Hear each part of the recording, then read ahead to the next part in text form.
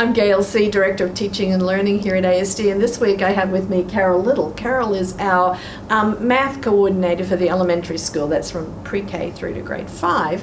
And Carol has just come back from a conference in Boston. Carol, do you want to tell us about the conference? Yes, I was at the National Council of Supervisors of Mathematics conference.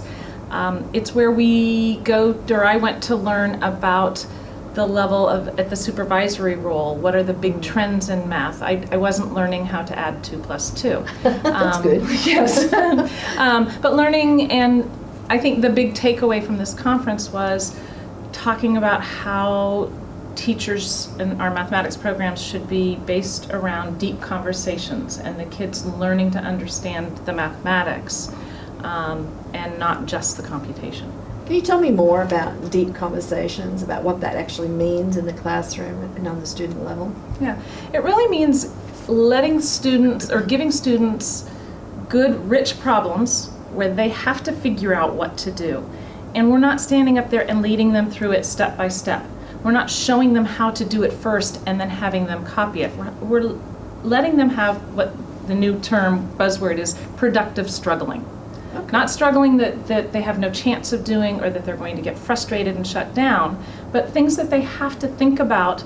They probably have to discuss it with somebody. Minds together have to help them get it. Mm-hmm. And then they move on to learning them more by sharing and practicing more efficient ways, which does eventually lead to somewhat using algorithms. Right. But to begin with, they have to understand what's going on. And to be able to select strategies that Absolutely. are efficient for them Absolutely. to use.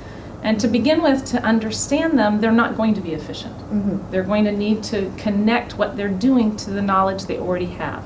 And so it gets messy, but we do move them along. Right. So this particular conference was highlighting a lot of the latest things that are happening in the U.S. So how do you see us at ASD and what the things are that you heard at the conference, and where are we in that picture? It was incredibly reassuring. Good. We are on the right path.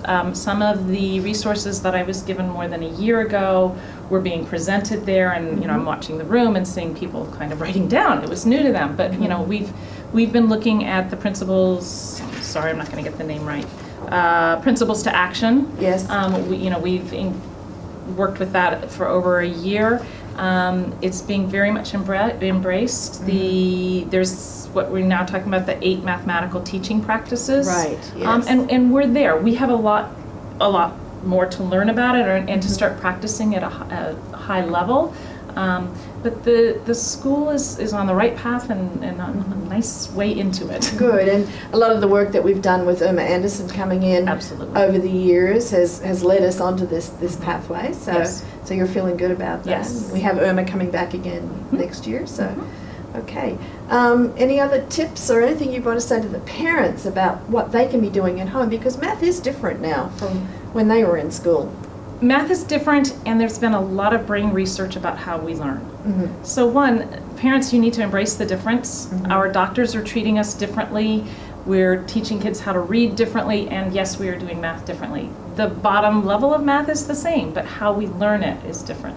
So we've got to bring the joy into it. Mm-hmm. Yes, we want you working with your children, but listen to them and ask them about what they're doing. Don't try to teach them your way.